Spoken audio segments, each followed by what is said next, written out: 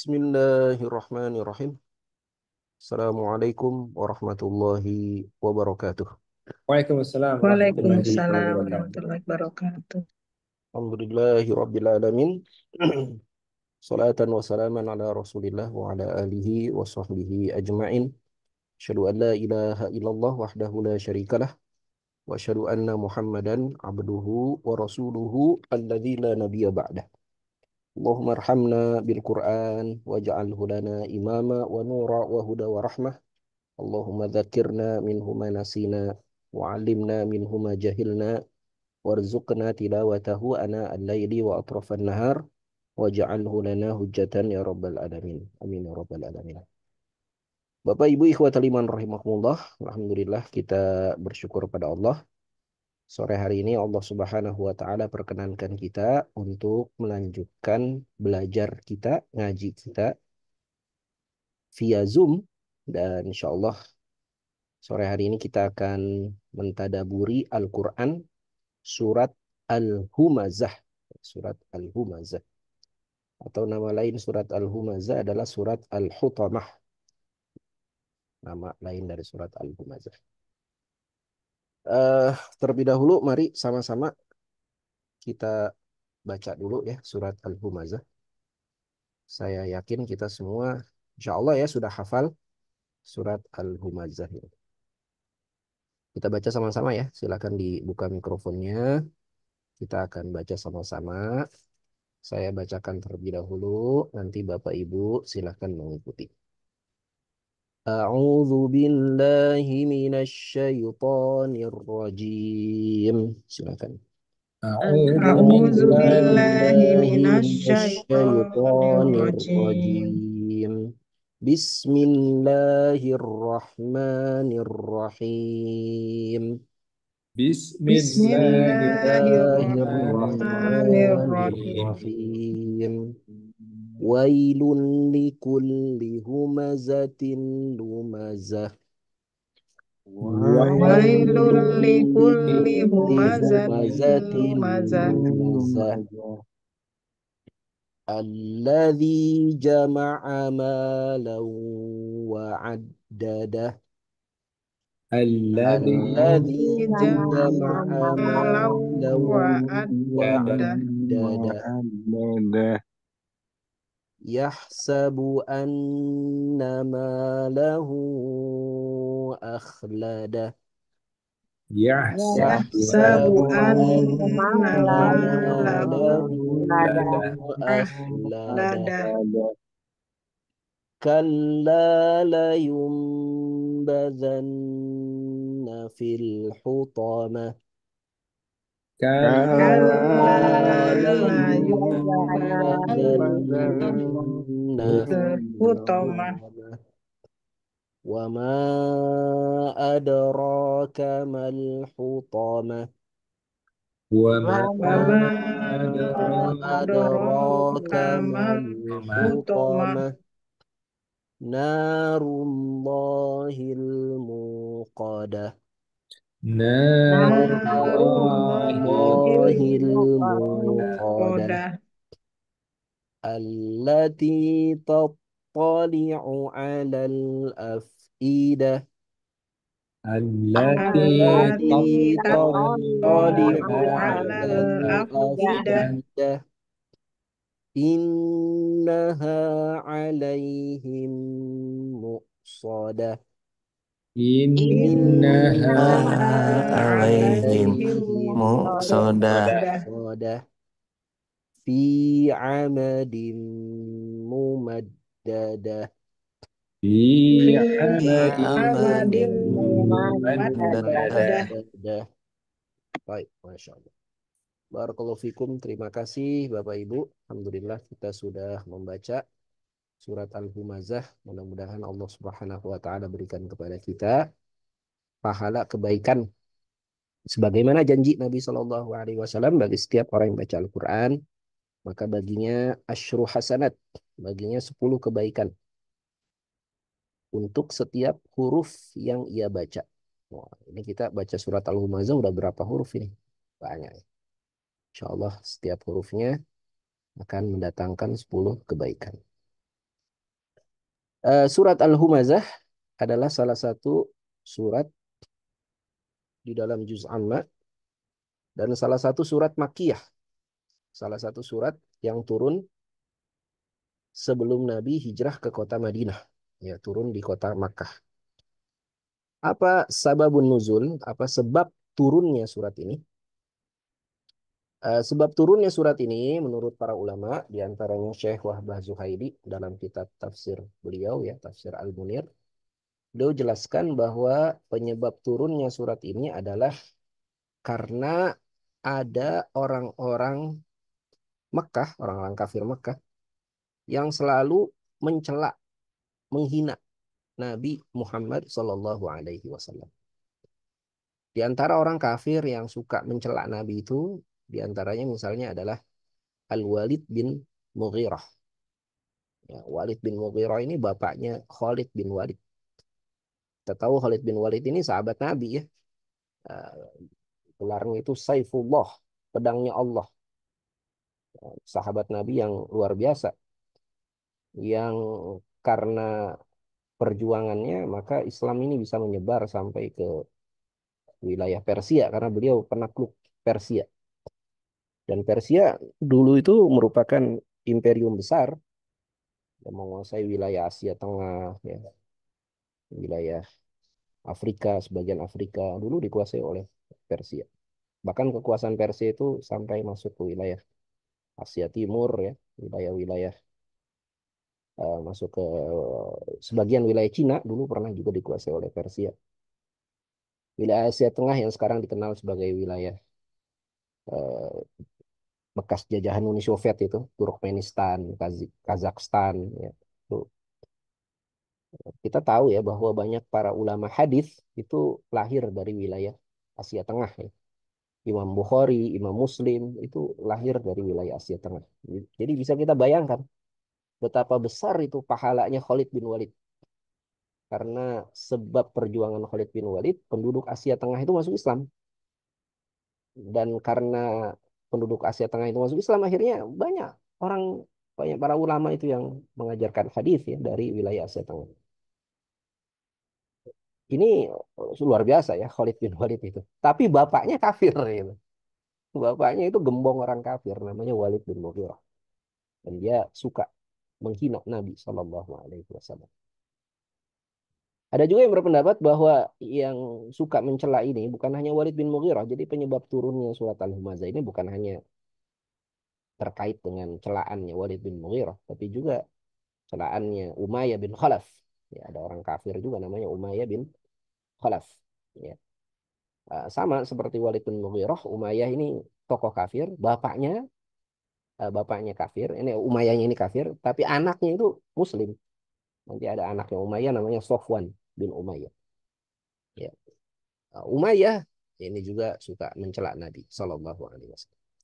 Ada juga yang mengatakan bahwa bukan hanya Umayyah, Walid, tapi juga surat ini terkait dengan orang kafir yang lain namanya Akhnas bin Syarik, juga As bin Wa'il. As bin Wa'il ini bapaknya Amr bin As ya. Amr bin As ini sahabat Nabi, tapi bapaknya ini orang kafir namanya As bin Wa'il. Jamil bin Muammar ya. Selain juga Walid bin Mughirah dan Umayyah bin Khalaf. Jadi surat ini turun mengenai orang-orang yang suka menghina, mengejek Nabi Shallallahu Alaihi Wasallam. Dan tadi sudah kita sampaikan bahwa di antara tokoh-tokoh kafir ini ada di antara mereka yang memiliki anak yang merupakan seorang Muslim, seorang mukmin yang baik. Ini menunjukkan bahwa keimanan itu memang tidak diwariskan. Bisa jadi ada seorang kafir tapi bapaknya Muslim. Bisa jadi ada seorang yang Muslim, orang baik, orang saleh, tapi anaknya itu ingkar kepada Allah. Jadi, keimanan ini nggak bisa diwariskan. Hanya memang kita berharap ya, sebagaimana harapan orang-orang saleh, harapan para nabi kepada putra-putranya, kepada keturunannya, ya mereka sering mengatakan kepada anak-anak mereka, wala tamutunna illa wa antum muslimun, wahai anak-anakku, ya, jangan kalian mati kecuali kalian mati dalam keadaan muslim. Kita berharap semoga keturunan kita ya dijaga oleh Allah Subhanahu wa taala iman Islamnya, akidahnya, visi hidupnya sehingga mereka eh, juga hidup dan mati dalam keadaan muslim. Jadi ayat ini turun mengenai orang yang suka menghina. Hinaan ini mungkin tidak setajam pedang, tapi hinaan itu bisa melukai hati manusia. Ya. Dia tidak melukai tubuh, tapi melukai hati. Dan kadangkala luka yang ada di hati itu lebih lebih menyakitkan daripada luka yang ada pada tubuh, luka pada fisik. Orang yang terluka hatinya, dia bisa mengalami gangguan psikologis. Betapa banyak orang bunuh diri itu gara-gara luka hatinya, gara-gara dia apa tersinggung, dia merasa direndahkan oleh orang sehingga kemudian jiwanya itu terganggu ya, karena hinaan seseorang. Maka ini sesuatu yang berbahaya, ya. Eh, Melukai hati seseorang itu sesuatu yang berbahaya dan nggak boleh dalam agama kita. Nabi Shallallahu Alaihi Wasallam mengingatkan sibabul muslim fusukun, hinaan bagi seorang muslim, hinaan seseorang kepada seorang muslim yang lain itu adalah fusukun, adalah tanda kefasikan. Kefasikan itu artinya perbuatan dosa, kharij min ta'ah. Kefasikan itu adalah keluar dari ketaatan. Jadi sibabul muslim fusukun wa qitaluhu kufrun, dan membunuh seorang muslim itu adalah perbuatan kekufuran, perbuatan ingkar. Jadi ini termasuk salah satu dosa yang besar ketika seseorang itu mudah menghina orang lain. Ya, dalam hadis lain kata Nabi SAW, al-muslimu man salimal muslimuna min lisanihi wa yadihi. Seorang muslim itu dianggap muslim kalau orang lain selamat dari gangguan lisannya dan dari gangguan tangannya. Ya, baru itu disebut seorang muslim itu. Kalau orang lain selamat, tidak diganggu dengan lisan dan tangannya. Ya. Bapak Ibu ikhwatal iman rahimakumullah, surat Al-Humazah ini dimulai dengan ungkapan wail. Wailul likulli humazatil lumazah. Apa yang dimaksud dengan wail? Ya, wail itu seringkali diterjemahkan sebagai celaka, kecelakaan lah, kehinaan lah. Tapi ada juga ulama yang menyebutkan bahwa wail ini merupakan wadin fi jahannam, nama satu lembah di neraka jahannam. Ya. Artinya orang yang melakukan perbuatan ini, perbuatan humazatil lumazah ini, dia diancam akan masuk ke dalam lembah neraka. Celaka dia. Celaka di dunia, celaka di akhirat. Nah, kata wail ini kalau kita lihat dalam Al-Quran, hanya 2 kali disebutkan oleh Allah. Yang pertama di surat Al-Humazah ini, wailul likulli humazatil lumazah. Dan yang kedua di surat Al-Mutaffifin, wailul lil mutaffifin. Celaka bagi orang mutaffifin. Apa itu mutaffifin? Orang yang curang. Wailul lil mutaffifin alladzina idza talu 'alan nasi yastawfun wa idza kaluhum aw wazanuhum yukhsirun. Bagi orang yang curang dalam bisnisnya, dia mengurangi takaran, mengurangi timbangan, dia mengurangi kualitas satu barang yang dia jual. Ya, misalnya dia dapat proyek proyek bikin jalan gitu, nilai proyeknya aspalnya nomor 1, tapi ketika dia kerjakan yang dia gunakan aspal nomor 2 gitu. Nah, ini berarti mutafifin, ini orang curang. Ya, jadi hanya 2 kali Allah menyebutkan kata wail. Yang pertama bagi orang yang suka menghina, yang kedua bagi orang yang curang dalam bisnisnya. Ini kata para ulama menunjukkan bahwa Allah Ta'ala sangat benci kepada seseorang, ya sangat marah, sangat murka kepada seseorang yang buruk hubungannya antar sesama. Ya, yang hubungannya antar manusia itu buruk, jelek. Hablum minannasnya itu jelek. Kita kan punya kewajiban 2 ya. Hablum minallah, menjaga hubungan kita dengan Allah, dengan kita sholat, berdoa, ya, saum, dan seterusnya. Melakukan kesalehan, kesalehan personal gitu. Kesalehan individual. Ya. Itu hablum minallah. Kemudian ada kewajiban yang kedua, hablum minannas. Hubungan kita dengan manusia. Itu juga harus kita jaga tuh. Ya. Maka ternyata Allah Ta'ala lebih murka kepada seseorang yang hablum minan nasnya itu buruk ketimbang seseorang yang hablum minallahnya buruk gitu. Ini bukan berarti hablum minallah buruk itu nggak ada masalah. Masalah juga orang kalau nggak sholat, kalau nggak puasa, kalau nggak seterusnya itu bermasalah juga. Tapi Allah Ta'ala sangat marah. Ya, sampai Allah mengungkapkan apa tadi? Wail, celaka bagi orang yang hubungan antar sesamanya buruk. Ya, ditunjukkan hubungan sesamanya buruk itu dengan apa? Dengan dia suka mencela. Kemudian juga yang kedua, dia suka menipu dalam berbisnis. Ya. Karenanya di antara khutbah Nabi Shallallahu Alaihi Wasallam dalam haji wada ya, kata Nabi Shallallahu Alaihi Wasallam, fa inna dima'akum wa amwalakum wa a'radakum bainakum haramun alaikum. Nabi di haji wadanya kan Nabi bertanya kepada para sahabat itu, wahai para sahabat, tahukah kalian hari apa ini? Ya, para sahabat diam, kata para sahabat, Allah wa rasuluhu a'lam, Allah dan Rasulnya yang lebih tahu. Kemudian Nabi bertanya lagi, bulan apa ini? Ya, para sahabatnya juga menyatakan Allah dan Rasulnya yang lebih tahu. Kemudian Nabi bertanya, tempat apa ini? Para sahabat menjawab, Allah dan Rasulnya yang lebih tahu. Maka kata Rasulullah, sesungguhnya ini adalah hari haram, hari yang mulia, hari yang terhormat. Ini adalah bulan haram. Ini adalah tempat haram.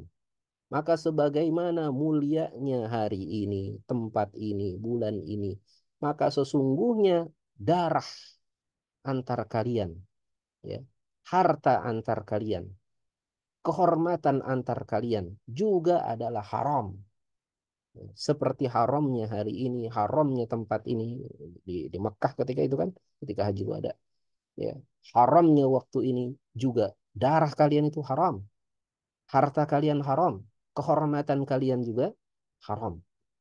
Maksudnya haram itu apa? Ya haram untuk ditumpahkan. Ya, haram untuk diambil dengan semena-mena, nggak boleh. Ya, mengambil nyawa orang itu nggak boleh. Ya, hati-hati. Nyawa nyawa orang itu nggak bisa dibayar dengan dibelikan rumah, dengan permintaan maaf, nggak bisa. Ya, nyawa ini sesuatu yang berharga. Ya, dalam Islam disebutkan, dalam Al-Quran disebutkan apa itu? Faman qatala nafsan fa innama apa? Barang siapa yang mengambil satu nyawa, maka sungguh dia telah membunuh manusia seluruhnya, itu di Quran. Faman qatala nafsan bighairi nafsin faqad qutilan nasu jami'a. Barang siapa yang membunuh satu nyawa dengan tanpa alasan, dia bunuh seseorang tanpa alasan, ya maka sungguh dia telah membunuh manusia seluruhnya. Bahaya ya, menumpahkan darah seseorang itu. Kemudian juga harta seseorang itu nggak boleh dirampas ya semena-mena. Kehormatan seseorang, kemuliaan seseorang itu nggak boleh dicabik-cabik ya dengan dia dihina, difitnah, dituduh macam-macam, itu nggak boleh. Ya, haramun alaikum. Nah, ini merupakan salah satu peringatan Nabi ketika Haji Wada. Ini menunjukkan ini masalah yang serius dalam agama kita. Ya, karena tadi Allah berfirman, wail, celakalah bagi orang yang melanggar kehormatan orang lain dengan banyak melakukan humazah lumazah. Humazah lumazah ini sebetulnya artinya sama, yaitu apa? Menghina, mencela. Ya, humazah dan lumazah. Ini artinya sama, yaitu menghina. Menyakiti hati seseorang dengan ucapan dan tulisan, itu humazah lumazah. Tapi ada sebagian ulama kemudian membuat perbedaan, ya, bahwa humazah itu adalah hinaan dengan ucapan, sedangkan lumazah itu hinaan dengan perbuatan. Ya. Jadi kalau humazah itu ya menghina ya dengan ucapan, ya kita mengatakan kata-kata kasar itu dengan ucapan. Tapi kalau lumazah dengan perbuatan, perbuatan maksudnya apa? Dengan mencibir gitu, gitu. Nah, itu kan dengan isyarat gitu. Ada orang pincang kemudian kita hina dia, kita ikut-ikutan pura-pura jalan pincang gitu. Kemudian ada orang buta, kita pura-pura jadi orang buta. Itu menghina juga, menghina dengan perbuatan. Nah, itu lumazah. Ada yang berpendapat sebaliknya, lumazah itu dengan ucapan, humazah itu dengan perbuatan. Intinya ini sama, sama-sama penghinaan, baik itu dengan ucapan maupun dengan perbuatan dengan isyarat. Ada juga yang berpendapat al-humazah itu adalah seseorang yang menghina dengan tidak langsung. Artinya dia ngomongin orang. Dia menghina tapi orangnya nggak ada di hadapan dia. Itu humazah. Sedangkan lumazah adalah menghina secara langsung. Orangnya ada di depan dia, kemudian dia hina, dia caci maki dia. Dia apa? eh, dia hina macam-macam. Dan ini nggak boleh. Kita menghina orang itu nggak boleh. Apapun alasannya nggak boleh. Ya, nggak boleh. Misalnya karena sekarang nih kadang ya, alhamdulillah kita udah lewat ya tahun politik gitu. Karena alasan politik itu kemudian orang bermudah-mudahan menghina orang lain gitu. Wah, sebut apa cembong lah, kampret lah, apalah segala macam. Sekarang ada sebutan ternaknya siapa lah. Ternak ini kan binatang gitu. Disebut ternaknya ini, ternaknya itu. Aduh, nggak boleh. Ya. Ya. Nah, alasan politik nggak boleh. Alasan, apalagi alasan agama misalnya. Ada orang dia taat melakukan agama kemudian dihina agamanya gitu karena oh, ini orang sok alim lah, sok pinter, sok sok soleh apa segala nggak boleh. Ya, ada orang berusaha mengamalkan sunnah miara jenggot dikatain kambing lah apalah itu. Kayak orang-orang PKI zaman dulu ya, orang PKI itu dulu suka sekali itu menghina orang yang apa menunjukkan ciri-ciri agama. Ya, kita ingat dulu bagaimana Kiai Haji Agus Salim itu sering dihina-hina sama orang PKI itu. Kiai Agus Salim kalau pidato, orang PKI itu pada mengembek gitu, mbek gitu. Ya, kata Kiai Agus Salim, saya ini pidato di hadapan manusia. Tolong kalau ada kambing di ruangan ini, tolong keluarin dulu. Jadi sama Kiai Agus Salim dibalas. Ya. Jadi dibilang Kiai Agus Salim itu karena jenggotan, oh jenggotan kayak kambing. Kata Kiai Agus Salim, kambing itu berjenggot, tapi ada lagi binatang yang tidak berjenggot, tidak berkumis, namanya anjing. Dibalas. Ya itu nggak boleh ya kita menghina orang itu nggak boleh. Ya. Ini bukan sifat orang beriman, bukan ciri orang beriman. Mudah ya mengeluarkan ucapan-ucapan kasar, ya, hinaan. Meskipun semua orang mungkin melakukan seperti itu, bukan berarti pembenaran. Gitu. Jangan karena wah sekarang mah orang udah biasa gitu. Anak-anak muda itu ngomong apa? Anjrit lah apa itu oh, mau ngomong kasar bukan berarti kemudian ini sesuatu yang kita anggap normal tetap ini salah keliru nggak boleh kita normalisasi ya sesuatu yang buruk seperti ini ya Allah mengingatkan wail celaka orang yang suka menghina itu kemudian di ayat berikutnya alladzi jama'a malau wa'addadah Allah taala kemudian menyatakan biasanya orang yang suka menghina itu adalah orang yang memiliki kelebihan. Kelebihan dalam hal apa? Kelebihan dalam hal harta. Jadi orang biasa menghina orang lain kalau dia merasa dia punya kelebihan, terutama kelebihan harta. Orang yang kaya itu kadang suka memandang remeh orang yang miskin. Baik itu memandang remehnya dengan ucapan atau kadang nggak dengan ucapan tapi dengan isyarat itu. Gitu. Atau dengan gini aja macam-macam lah.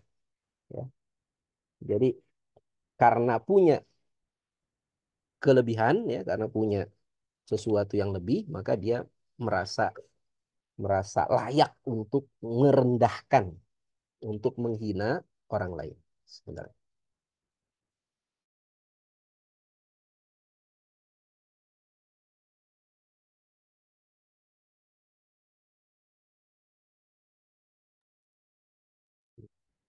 Jadi eh, eh, ini apa namanya yang biasa terjadi. Seseorang itu karena merasa dia punya harta yang banyak, kemudian dia merendahkan orang lain. Ini hati-hati ya. Jangan sampai ada dalam hati kita itu perasaan sombong dengan apa yang Allah titipkan kepada kita. Karena ketika bahas tentang harta itu, ya, agama kita itu punya punya prinsip. Prinsip yang pertama itu apa tentang harta itu? Bahwa harta itu bukan milik kita. Harta itu milik siapa? Milik Allah. Kita ini nggak punya harta. Kita ini nggak punya apa-apa. Kita itu cuma dititipin. Harta itu milik Allah. Itu prinsip pertama tuh dalam memandang harta. Bahwa harta itu milik Allah, bukan milik kita. Kalau kita yakin bahwa harta ini milik Allah, maka nggak layak bagi kita untuk merasa sombong dengan apa yang Allah titipkan pada kita. Bukan milik kita kok, milik Allah. Satu saat Allah ambil, itu sangat mudah bagi Allah. Baik ambilnya secara terpaksa atau diambil oleh Allah dengan sukarela ya. Ya, kita mengeluarkan harta kita ya, dengan sukarela, dengan bayar zakat, sedekah, infak. Atau diambil secara paksa oleh Allah, tiba-tiba miskin aja. Banyak orang tiba-tiba begitu, tiba-tiba jadi jatuh miskin. Macam-macam caranya. Ya. Maka nggak boleh, sekali lagi nggak boleh kita merasa sombong dengan harta yang Allah titipkan pada kita. Jangan sampai kita bersikap seperti sikapnya Korun ya. Korun itu malaknya Firaun ya, pembelanya Firaun. Firaun tuh berkata, Korun tuh berkata, Innama utituhu min ilmin indi. Saya ini punya harta banyak karena kecerdasan yang saya miliki. Dia merasa bahwa harta itu dia miliki itu berasal dari hasil kerja kerasnya. Padahal enggak. Harta itu dititipi oleh Allah dan Allah lah yang maha berkehendak untuk melapangkan kepada siapa yang dia kehendaki dan menyempitkan kepada siapa yang dia kehendaki. Ya Allah berfirman apa? Innallaha yabsutur rizqa lima yasha'u wa yaqdir. Jadi ini seringkali penyebab seseorang itu merendahkan orang lain, menghina orang lain karena kesombongan yang ada pada diri. Allah menyatakan, alladzi jama'a malau wa'addada. Yang suka jama'a, mengumpulkan, mala, harta. Wa'addada. Adda itu artinya menghitung. Addada. Ini addanya ditambah dal di tengah ya. Ini kalau yang sudah belajar apa kelas terjemah Quran mungkin masih ingat ya. Ini namanya apa? Namanya fi'il mazid. Ya, kata kerja yang diberi huruf tambahan. Fi'il mazid apa nih Pak Harun masih ingat gak? Fi'il mazid. Rubai khumasi sudah sih. Fi'il mazid rubai. Ya. Baik. Baik. Ada tambah. Asalnya ada itu menghitung. Ditambahin tasdid di tengah. Ada. Jadi 4 huruf dia. Hmm. Arti dari ada ya, yang biasanya fa'ala ini ya. Kalau tambahin tasdid itu salah satu maknanya itu mubalaghah. Mubalaghah itu artinya hiperbola. Lebih gitu. Jadi bukan hanya menghitung, tapi ada sering menghitung. Suka menghitung. Ya. Setiap hari yang dia lakukan, cek rekeningnya, cek apa kekayaannya, periksa ini kira-kira sahamnya udah naik atau belum. Wah, udah habis tuh waktunya untuk ada tadi. Ngitung lagi, ngitung lagi, ngitung lagi. Ya. Bukan berarti nggak boleh, boleh aja. Tapi kalau udah berlebihan gitu, wah dia pikirannya itu duit, duit, duit gitu. Nah, itu bahaya. Gitu. Ya.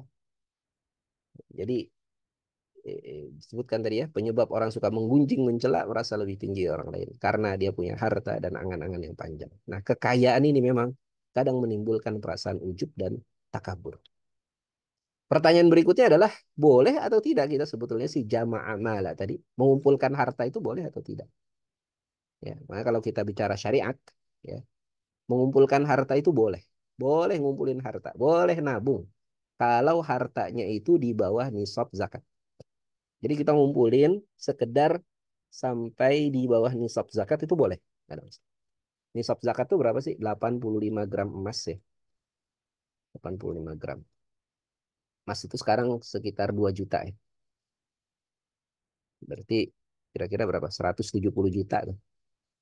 Jadi kalau punya kalau kalau nabung sampai 170 juta itu masih masih aman. Nggak ada masalah. Ya, mungkin dia butuh untuk bayar sekolah anak buat apa macam-macam itu boleh. Jamaah. Kalau di atas 170 juta boleh nggak kita nabung? Nah, ini harus hati-hati. Kalau di atas nisab, boleh nabung, asal dikeluarkan zakatnya. Kalau dia nabung tapi nggak dikeluarkan zakatnya, maka ini haram, nggak boleh. Ya, nggak boleh kita punya tabungan di atas nisab kalau tidak punya komitmen untuk mengeluarkan zakat. Ya, udah di atas 170 juta harus punya komitmen keluarkan zakat. Ya. Jadi ini yang berbahaya. Kalau ada seseorang suka ngumpul-ngumpulin harta, kemudian waktunya habis buat ngitung-ngitung duit, gitu. Nah, ini yang berbahaya. Ya. Dan kadang muncul tadi perasaan ujub. Ujub itu apa? Perasaan bangga dengan dirinya. Oh, saya punya ini, punya ini, punya ini. Padahal itu bukan punyanya, itu titipan dia. Titipan Allah untuk dia. Allah cuma titipin doang. Supaya apa? Supaya dia bisa jalan di muka bumi ini. Ya, supaya dia bisa beraktivitas di muka bumi. Dititipin sama Allah harta, dititipin keluarga, dititipin tubuh. Ya, supaya dia bisa beraktivitas di dunia. Ya. Dan nggak boleh kita takabur ya. Takabur itu merasa merasa besar. Takabur itu berasal dari kata kaburo ya. Kaburo itu kiber, akbar, Allahu akbar. Akbar itu kan maha besar. Kabir, besar. Takabur itu merasa besar. Ya. Mengecilkan orang lain karena harta yang Allah titipkan kepadanya. Ini nggak boleh. Kemudian ayat berikutnya, alladzi jama'a malahu wa 'addadah yahsabu anna malahu akhladah. Kadang-kadang keberadaan harta itu membuat seseorang itu memiliki angan-angan, memiliki hayalan, memiliki halusinasi bahwa harta itu bisa mendatangkan kebahagiaan bagi dirinya. Bisa mendatangkan apa, umur yang panjang untuk dirinya gitu. Dia akan hidup kekal gitu dengan hartanya. Dia akan hidup selama-lamanya dengan hartanya. Ini kalau kita baca sejarah ya, sejarah umat manusia itu kan 15 abad yang lalu ketika Rasulullah itu diutus ke muka bumi, ya.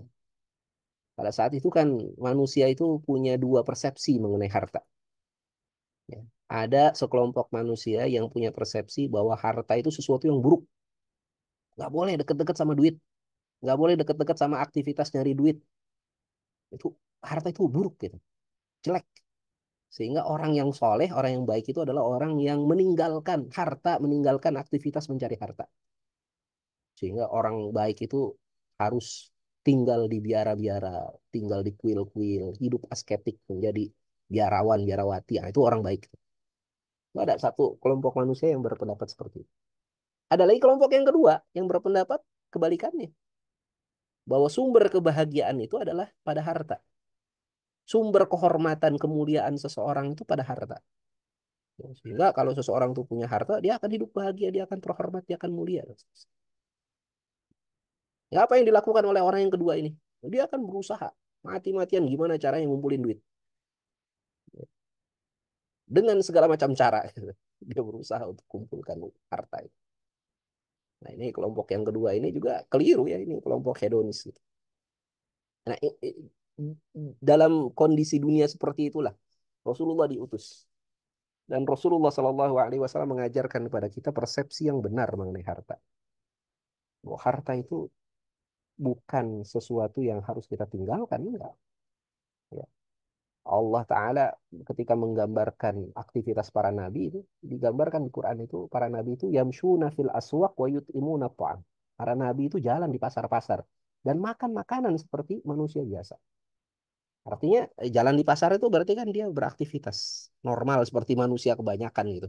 Enggak tinggal di kuil, di biara, di macam-macam. Enggak, mereka tetap beraktivitas di tengah-tengah manusia karena memang itulah hakikat penciptaan manusia, bahwa manusia itu diciptakan sebagai khalifah fil ard, sebagai pengurus bumi ini, nggak menghindar dari aktivitas sosial ekonomi. Manusia itu harus ikut memakmurkan dunia ini. Ya. Nah, dalam proses mereka memakmurkan dunia ini, bisa jadi dia mendapatkan keuntungan berupa harta tadi. Tujuannya memakmurkan bumi sesuai dengan ketentuan Allah. Tapi hasilnya mungkin dia mendapatkan sesuatu. Ya, dampaknya dia mungkin mendapatkan sesuatu. Nah, kalau dia mendapatkan sesuatu dari aktivitas memakmurkan bumi itu, maka yakinlah bahwa harta yang dia dapatkan itu bukan milik dia, tapi ini milik Allah. Ini Allah titipkan kepadanya. Sehingga dia harus gunakan harta ini sesuai dengan ketentuan Allah. Ya, nggak boleh dia semena-mena gunakan hartanya itu semau dia gitu.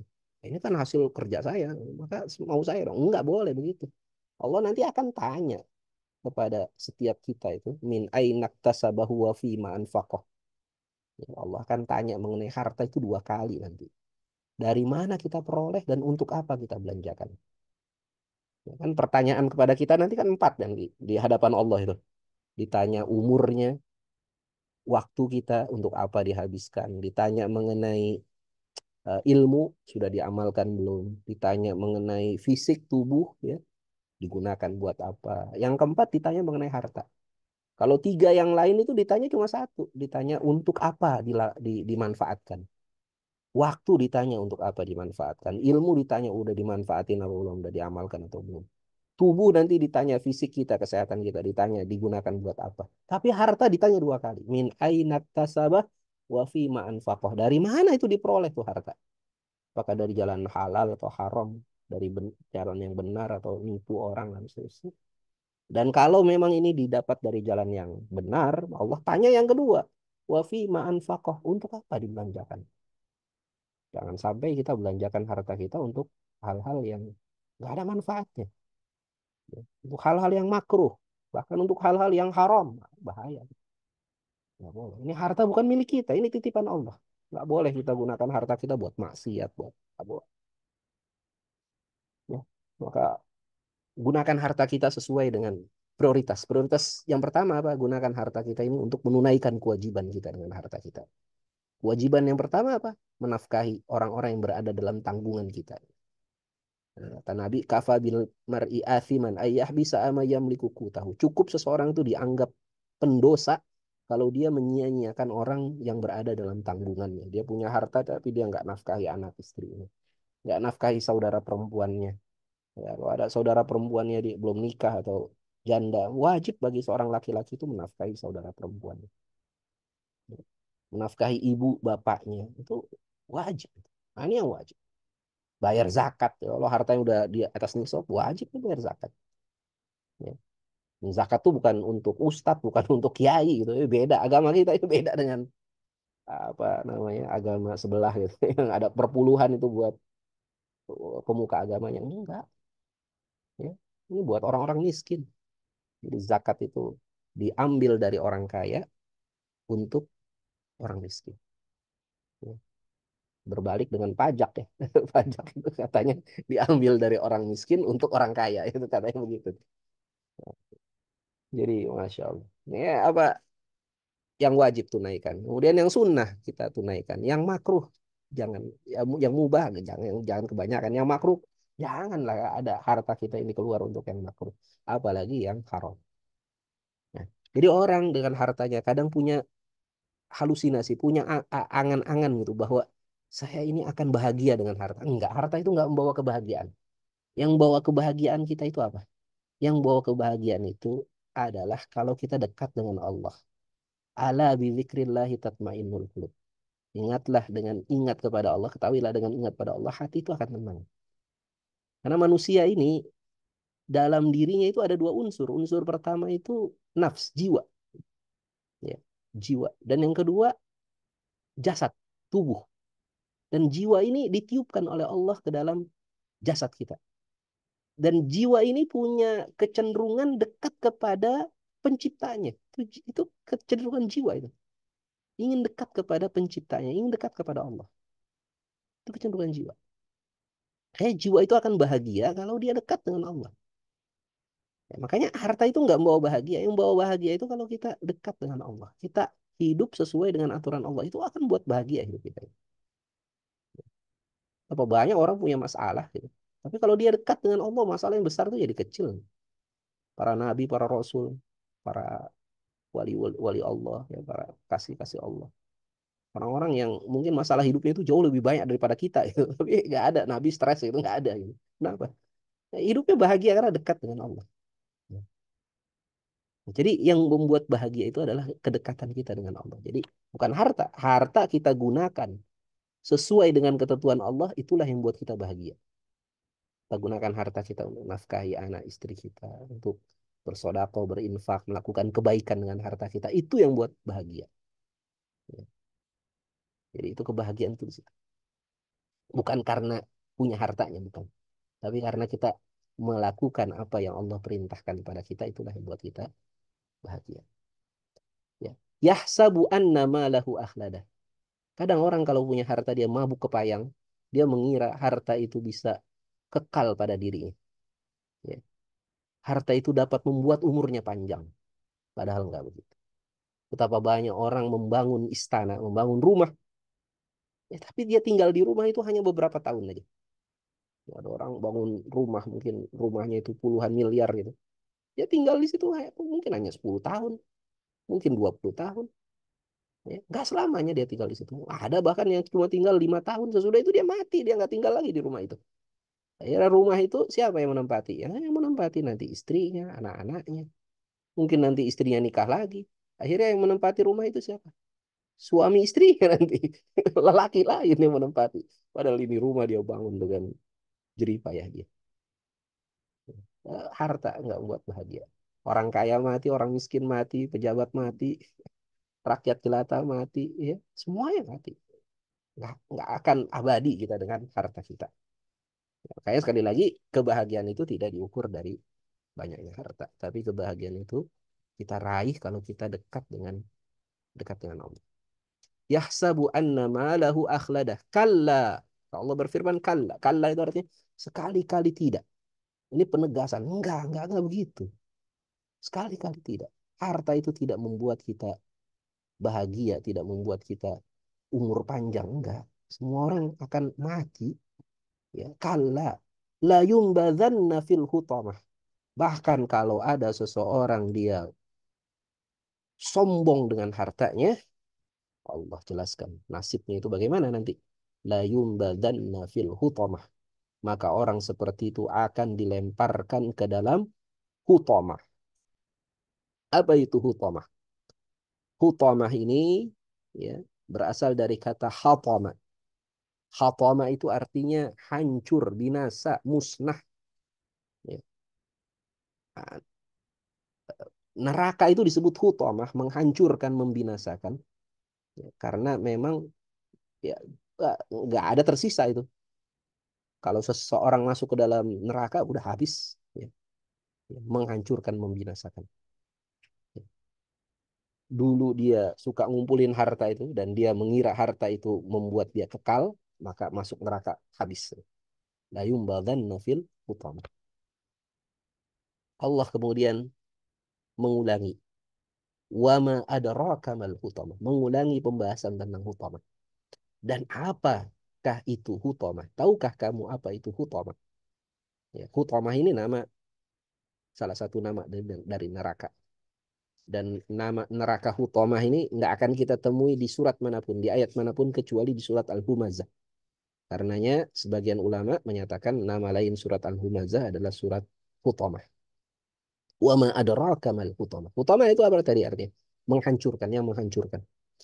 Nah, kata Syekh Wahbah Az-Zuhaili, neraka ini disebut hutamah karena sesuai dengan kondisi orang yang sombong tadi.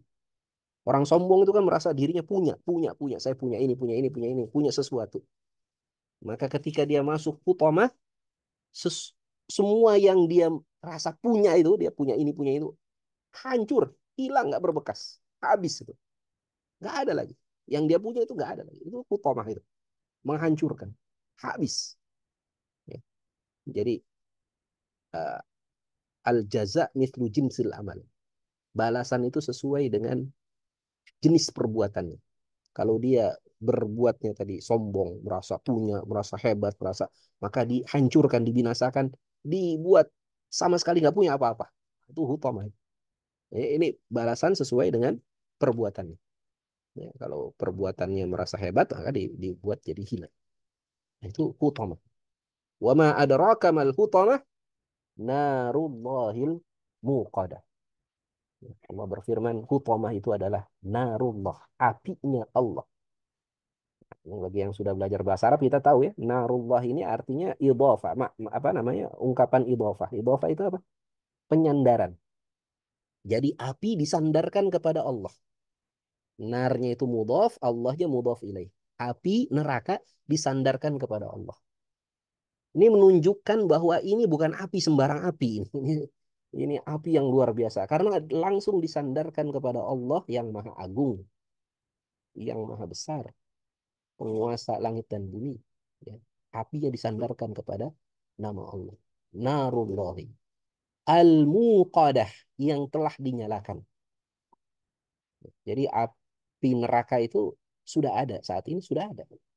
Ini apa namanya, akidah seorang muslim yang benar ya, akidah Ahlussunnah wal Jamaah meyakini bahwa neraka surga hari ini sudah ada. Jadi neraka surga itu bukan bukan baru ada nanti ketika orang sudah meninggal, sudah enggak. Neraka surga sekarang sudah ada. Ya. Dan Allah yang menguasai ruang dan waktu. Meskipun neraka surga sekarang sudah ada, ya bukan berarti kemudian apa namanya, ya Allah sudah menyediakan itu. Ya. Dan api yang sudah ada itu tentu saja lebih panas daripada api yang baru ada. Ini kata para ulama. Api baru dinyalakan itu belum seberapa panas dibandingkan dengan api yang memang sudah dinyalakan. Dan ini sudah dinyalakan sebelum kita masuk. Ya wala'adzubillah. Mudah-mudahan Allah lindungi kita nggak masuk ke dalam neraka. Sebelum seseorang itu masuk ke neraka, apinya sudah dinyalakan. Itu berarti apinya sudah lebih panas daripada sebelumnya. Narullahil muqadah allati tattali'u 'alal afidah.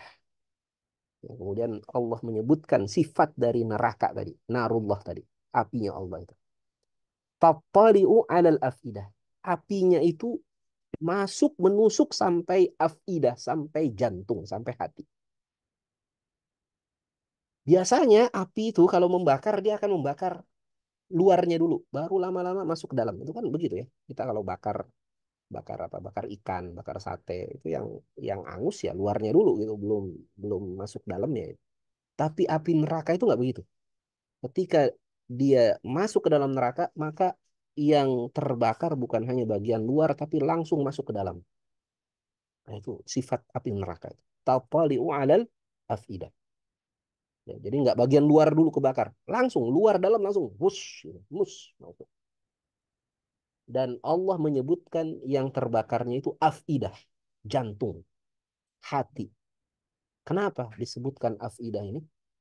Karena seseorang itu sombong di dalam hatinya. Kesombongan itu letaknya dalam hati. Maka itulah yang disasar dengan narullahi tadi. Ya, hati ini adalah tempat berbagai macam kemungkaran bermula. Kesyirikan, kekufuran, kedurhakaan, kesombongan itu bermulanya dari hati. Makanya kita jaga ini hati kita ini jangan sampai ada sifat-sifat yang tercela dalam hati kita. Ya, karenanya yang pertama kali dibakar itu tadi hati.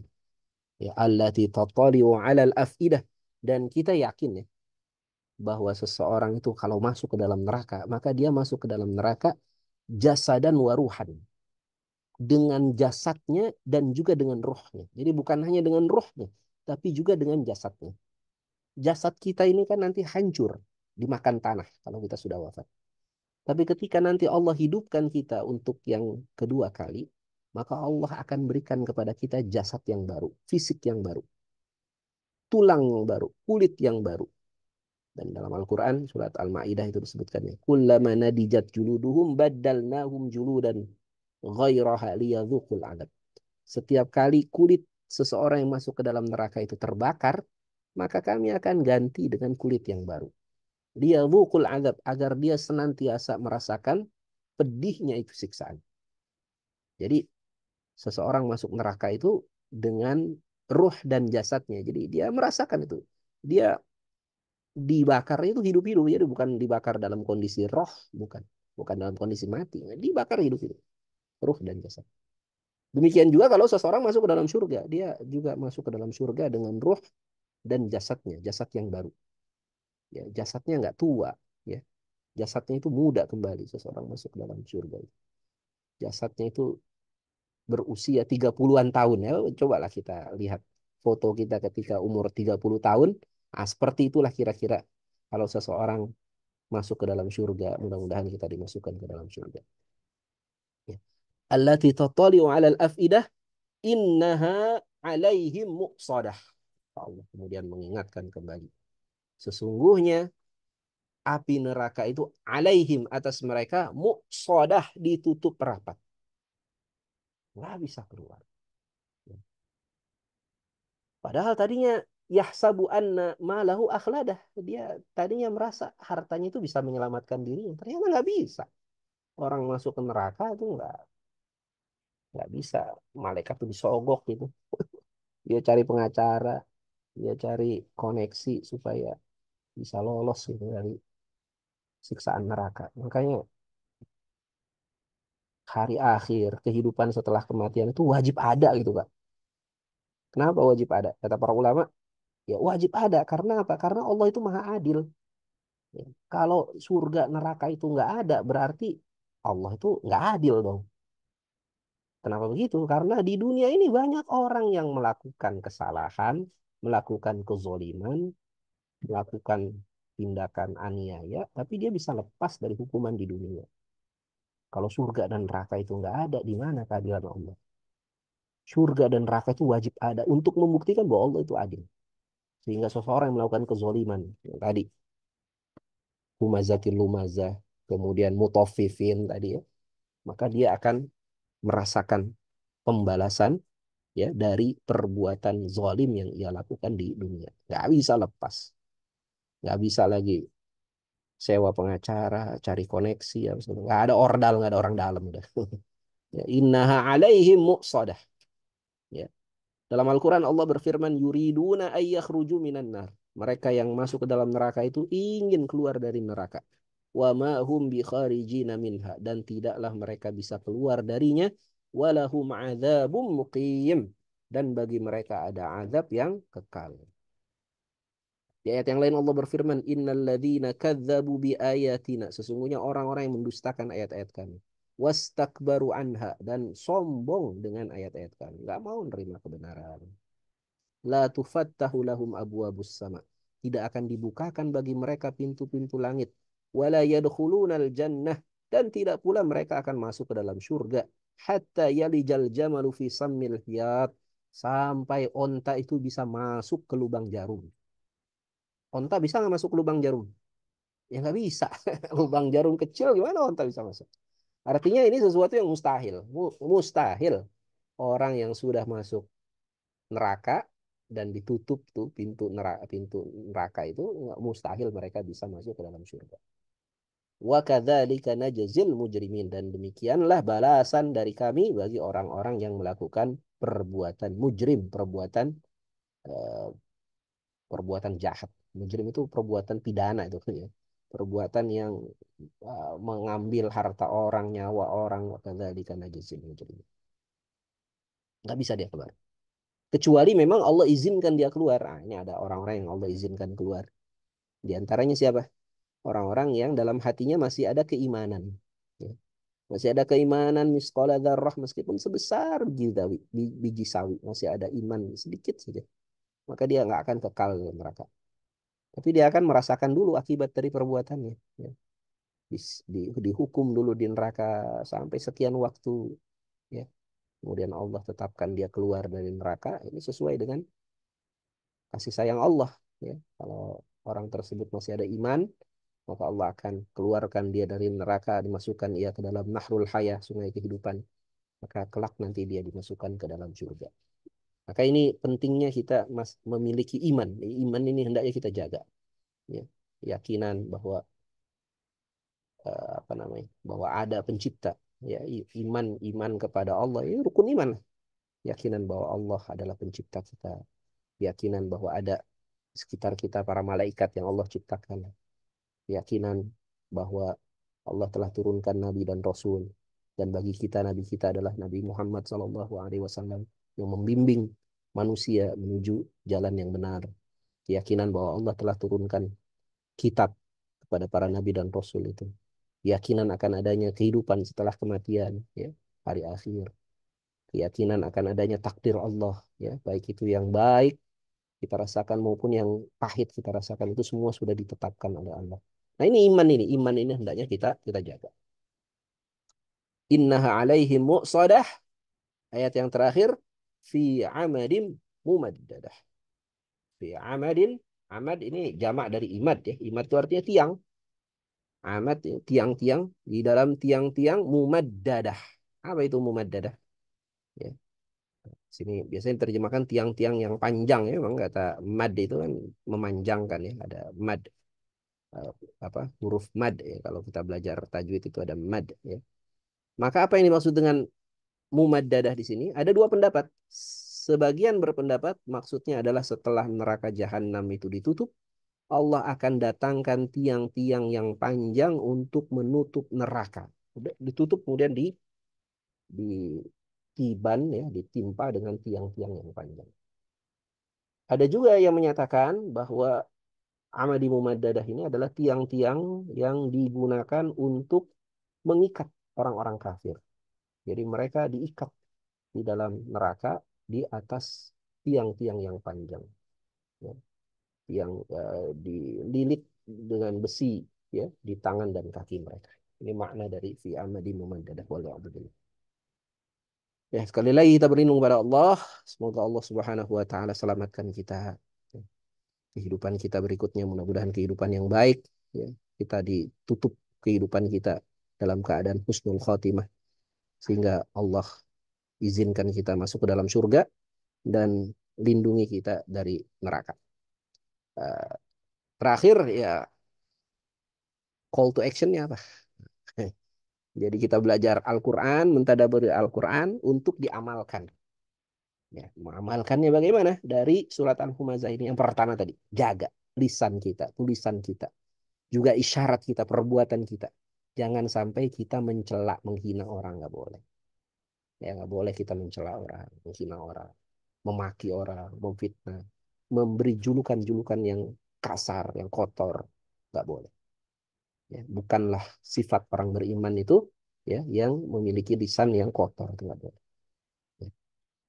Kemudian yang kedua, hati-hatilah kita dengan ujian berupa harta yang Allah titipkan pada kita.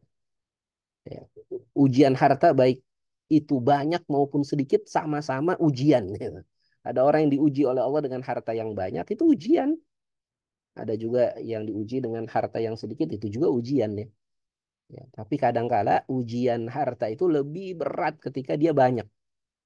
Kayak Nabi pernah sampaikan itu, aku nggak khawatirkan kepada kalian itu kemiskinan, tapi yang aku khawatirkan itu ketika harta sudah melimpah di tengah-tengah kalian, ya maka kemudian kalian lupa ya dengan Allah, kalian lupa dengan agama ini. Nah, itu yang sering terjadi tuh, orang ketika susah dia ingat Allah, dia kembali kepada Allah, ya dia minta pertolongan kepada Allah. Ketika dia senang, dia lupa dengan Allah. Mudah-mudahan Allah Subhanahu wa taala jaga kita agar kita tidak terfitnah dengan harta. Demikian wallahu a'lam bishawab. Ada yang mau ditanyakan atau ditambahkan? Masih ada waktu nggak, Pak? Siap. Silakan.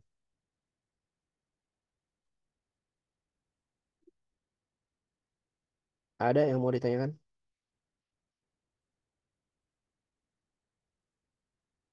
Pak Udi hadir, Pak Udi?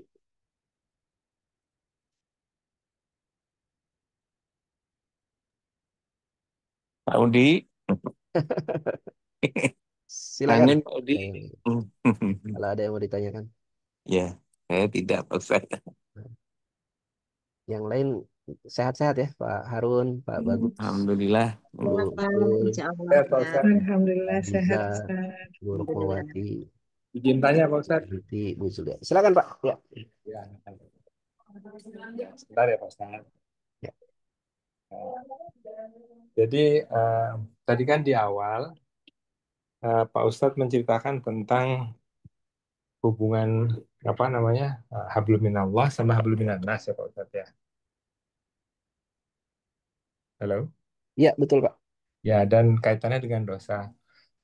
Nah, pada saat berpuasa Ramadan kemudian Idul Fitri itu kan apa namanya kalau kita benar maka dosa dihapuskan. Kalau haji ya kalau haji gitu ya hajinya apa mabrur maka balasannya surga. Kayaknya dosanya dihapuskan juga ya Pak Ustadz. Nah Hmm. itu yang dihapuskan dosa yang mana ya Pak Ustadz? Habluminallah, habluminannas apa semuanya Pak Ustadz? Ya, dosa itu yang dihapuskan itu kalau terkait dengan hubungan kita dengan Allah. Kalau terkait dengan hubungan kita dengan manusia, nggak bisa dihapuskan dengan kita Oh, beribadah. Dengan kita memperbaiki hubungan kita dengan Allah, kemudian dosa kita kepada manusia dihapus. Nggak bisa. oh nggak bisa Pak Ustadz. Nggak bisa. Ya. Ini makanya beratnya itu dosa terkait dengan hablum minannas itu begitu. Nggak bisa terhapus dengan kita saum, zakat, haji. Ada orang korupsi, kemudian haji berkali-kali dengan anggapan dosa korupsinya akan terhapus. Nggak bisa. Dosa korupsi itu baru bisa terhapus kalau apa? Kalau dia kembalikan harta yang pernah dia ambil. Ya, ada orang pernah ngambil harta orang, pernah apa? Pernah minjem duit nggak bayar-bayar, hati-hati. Ya. Nah, itu nggak bisa dihapuskan dosa itu hanya dengan kita melakukan ibadah-ibadah ritual. Harus diiringi dengan kita mengembalikan hak dari orang yang pernah kita ambil. Nah, makanya ini bahayanya ya. Seseorang yang pernah menghina orang lain, pernah memfitnah, ini gimana dia bisa terbebas dari dosanya itu kalau dia nggak datangi itu orang yang pernah dia hina. Berapa banyak orang menghina orang lain, kemudian merasa bebas dari dosanya itu. Ya, padahal dia belum minta maaf itu kepada orang yang menghina. Nggak bisa itu. Nanti akan muflis. Muflis itu bangkrut nanti di akhirat. Kita ingat ya. Ada ada orang-orang yang nanti bangkrut di akhirat. Orang yang bangkrut di akhirat itu siapa? Orang yang pernah mengambil hak orang lain dengan apa? Mengambil hartanya, mengambil nyawanya, mengambil kehormatannya tadi ya, mencabik-cabik kemuliaan seseorang. Ya. Dan dia belum selesai itu urusannya dengan manusia ketika di dunia, maka nanti di akhirat dia bangkrut. Ya, karena dia nggak bisa balas dengan apa? Dengan pahala dia, nggak bisa. Ya. Akhirnya apa? Akhirnya ya diambil lah itu pahalanya. Ternyata yang dia zolimi banyak. Bukan cuma satu dua orang yang dia zolimi satu kabupaten misalnya. Atau satu divisi, satu kantor misalnya. Atau satu negara pernah dia zolimin gitu. Wah ini bahaya. Pernah diambil hartanya, pernah di... Aduh, Masya Allah. Akhirnya orang yang menuntut keadilan itu datang lagi, datang lagi, datang lagi nanti di akhirat. Akhirnya bangkrut lah dia nanti di akhirat. Makanya ini bahaya ya. Dosa yang terkait dengan hablum minanas ini bahaya karena nggak bisa terhapus hanya dengan kita melakukan ibadah ritual. Harus kita kembalikan, harus minta maaf kepada pelakunya, apa kepada korbannya. Ya, kalau tadi terkait nyawa misalnya ada orang pernah bunuh orang lain, ya dia harus datang kepada orang yang pernah dia bunuh korban, keluarga korban, kemudian minta keridoan. Ya, Eh, kalau dalam hukum Islam ya dia dikisos. Ya. Bunuh balas bunuh gitu. Tapi bunuh balas bunuh itu bisa dihapuskan kalau keluarga korban memaafkan gitu ya. Kalau keluarga korban memaafkan selesai udah. Ya. Kemudian kalau dia membunuh tanpa sengaja, ya maka dia harus bayar diat itu kalau dalam hukum Islam ya. Bayar diat itu berapa? 100 ekor unta. Unta itu sekarang harganya sekitar 20 jutaan itu. 100 ekor itu berarti sekitar berapa? 2 miliar ya. Itu harga diat kalau seseorang membunuh tanpa sengaja. Nah, ini berat ini ya, dosa yang terkait dengan manusia itu. Makanya kita berusaha lah jaga lah hubungan kita antara sesama, jangan sampai kita menyakiti orang lain ya dengan lisan kita, dengan tangan kita ambil hak orang lain dengan tangan maupun harta kita. Demikian, Pak. Wallahu a'lam bishawab. Ya, terima kasih Pak Ustadz. Ya. Tuh. Biasanya ada pertanyaan lagi begini, Pak. Misalnya kita pernah minjem duit sama orang, gitu ya. Pernah minjem duit sama orang, terus kita belum bayar tuh. Ternyata orang itu yang pernah minjemin duit sama kita udah lost contact, kita udah nggak tahu lagi ini orang ada di mana. Ya. Atau kita pernah misalnya apa dulu waktu zaman sekolah pernah darmaji, ya. Eh, dahar 5 bayar siji. Makannya 5 bakwan, bayarnya cuma satu. Berarti utang 4 ini kan. Eh, Nah, ibu warungnya kita udah nggak tahu lagi di mana gitu. Nah, ini gimana caranya kita bertaubat dari dosa ngambil ngambil bakwan 4 4 itu belum belum dibayar itu. Nah, ini sebagian ulama ada yang berikan solusi. Solusinya apa?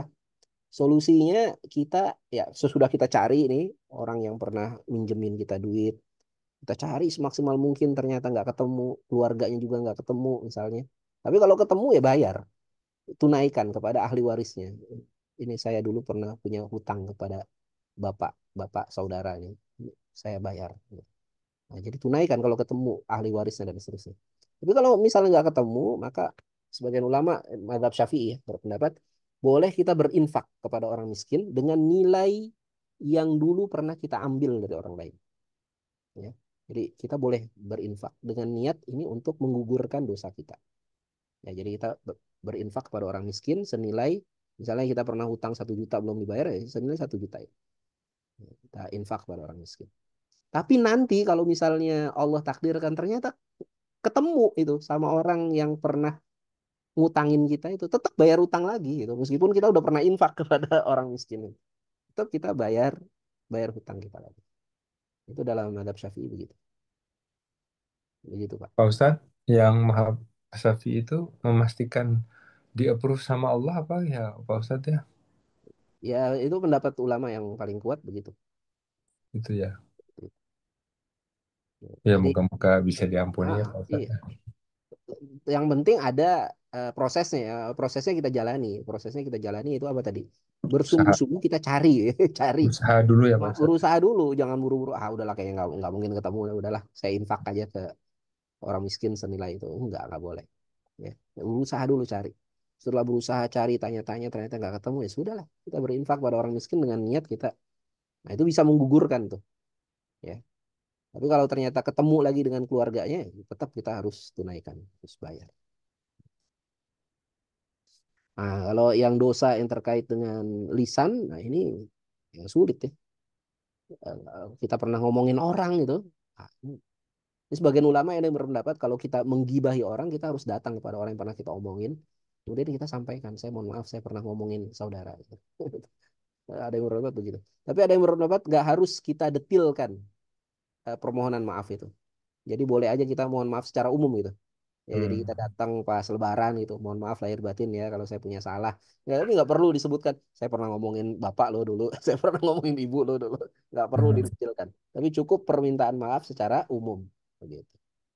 Nah, itu ada yang berpendapat begitu. Ya, ya. Begitu Pak. Ya. Sudah Wallahu a'lam. disebutkan Allah nggak perlu dibuka ya Pak Ustadz ya. Ini nggak perlu. Nanti kalau dikasih tahu, saya pernah, wah, ntar tambah marah. Ngomongin sama siapa aja, ngomonginnya apa? Ya, tambah panjang. Malah nggak dimaafkan. Malah nanti nggak dimaafin ya. Jadi cukup sampaikan permintaan maaf secara umum. Itu kalau dosa terkait dengan lisan tadi kita pernah ngomongin ya, pernah gibah. Tapi kalau pernah menghina secara langsung ya harus minta maaf secara langsung. Mohon maaf, saya pernah hina bapak ini, saudara. Minta maaf. Gitu. Kalau nggak dimaafin ya udah repot itu kalau nggak dimaafin. Ya. Tapi yang penting kita sudah lakukan tadi prosesnya, kita minta maaf. Kita minta maaf. Ya Pak Sekian ya. Ustadz. Ya, Wallahu baik. a'lam bishawab. Terima kasih Pak Ustadz. Ya. Mana ada yang mau tanya? Monggo silahkan ya. Ada beberapa masa untuk Jadi dan inilah indahnya Islam ya. Islam itu mengajarkan pada kita untuk menjaga hak-hak manusia, ya, hak manusia untuk hidup, hak manusia untuk memiliki harta, ya, untuk untuk menggunakan hartanya sesuai dengan apa yang Allah tetapkan, hak manusia untuk dijaga kehormatannya. ya, Pak. Ini keindahan Islam, ya. Islam menjaga betul tuh hak-hak manusia.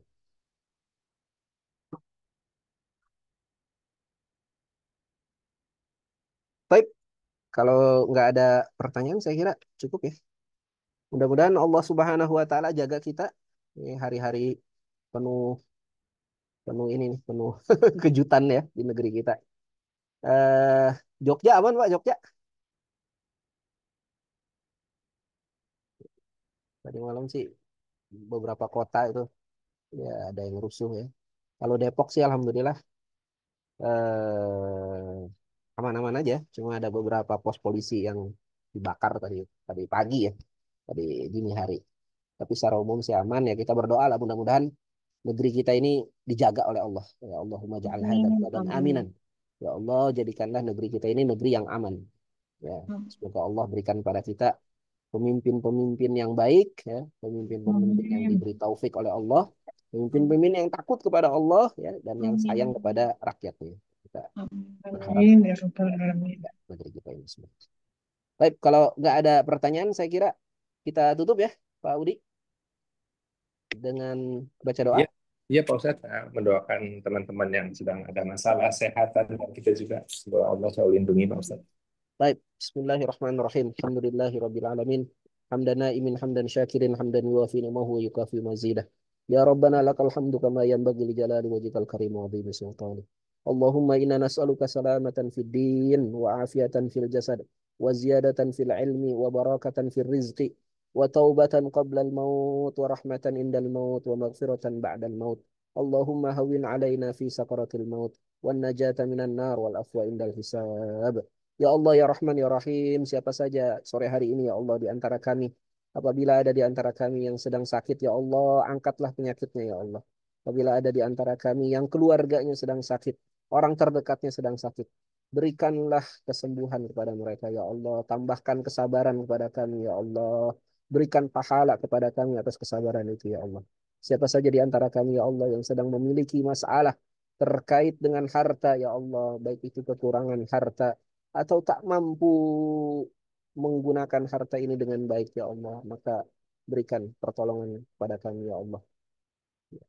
Berikan pertolongan pada kami ya Allah. Lapangkan rizki kami ya Allah. Lapangkan rizki kami dalam keadaan rizki itu baik untuk kami ya Allah. Rizki itu halal, tayyiban, mubarakan, berkah untuk kami ya Allah. Berikan rizki kepada kami yang dapat membantu kami dalam melakukan ketaatan kepadamu ya Allah. Jangan berikan kepada kami rizki yang membuat kami lalai dari perintahmu ya Allah. Yang membuat kami terlena, lupa dengan segala perintah dan laranganmu ya Allah. Ya Allah, berikan kepada kami rizki yang baik, rizki yang halal, tayyiban, mubarakan ya Allah. Ya Allah, siapapun di antara kami ya Allah yang memiliki satu hajat, satu keinginan, satu cita-cita yang baik untuk dunia dan akhirat kami ya Allah, maka kabulkanlah hajat cita-cita kami yang baik itu ya Allah. Berikan kepada kami jalan keluar dari segala macam problematika hidup kami ya Allah. Ya Allah, sore hari ini kami titipkan kepada Engkau ya Allah nasib negeri kami ya Allah. Jadikanlah negeri kami negeri yang baik, baldatun tayyibatun wa rabbun ghafur. Berikanlah keamanan pada negeri kami ini ya Allah. Allahumma ja'al hadza baladan amina warzuq Amin. ahlahu minas samarati man amana minhum billahi wal yaumil akhir. Ya Allah, berikanlah keberkahan pada penduduk negeri ini ya Allah. Berikanlah kepada kami pemimpin-pemimpin kami yang baik, yang saleh, yang taat kepadamu ya Allah. Wala takilna ila anfusina tarfatain. Wala tusallit alaina man la yarhamuna wala yakhafuka ya arhamar rahimin. Janganlah kau jadikan pemimpin-pemimpin kami orang-orang yang tidak takut kepada Engkau ya Allah dan tidak sayang kepada rakyatnya ya Allah. Allah. ربنا آتنا في الدنيا حسنة وفي الآخرة حسنة وقنا عذاب النار اللهم سلمنا اللهم سلمنا اللهم سلمنا اللهم سلم الإسلام والمسلمين اللهم سلم بلاد المسلمين Amin. اللهم آت نفوسنا تقواها وزكيها إنك خير من زكاها مولاها اللهم Amin. ذكرك وشكرك وحسن عبادتك اللهم تقبل منا إنك أنت السميع العليم وتب Amin. علينا إنك أنت التواب الرحيم سبحان ربك رب العزة عما يصفون وسلام على المرسلين والحمد لله رب العالمين Alhamdulillah. أقول قولي هذا أستغفر الله لي ولكم إنه هو السميع العليم والحمد لله رب العالمين. Mohon maaf apabila ada kekurangan, kata-kata yang salah, kata-kata yang silap. Walafu minkum. Assalamualaikum warahmatullahi wabarakatuh. Waalaikumsalam. Waalaikumsalam Waalaikumsalam warahmatullahi warahmatullahi wabarakatuh. wabarakatuh. Jazakallah Terima khairan Pak kasih Pak Ustadz. Ustadz. Wan, Terima barakallahu fiik. kasih. Saya pamit.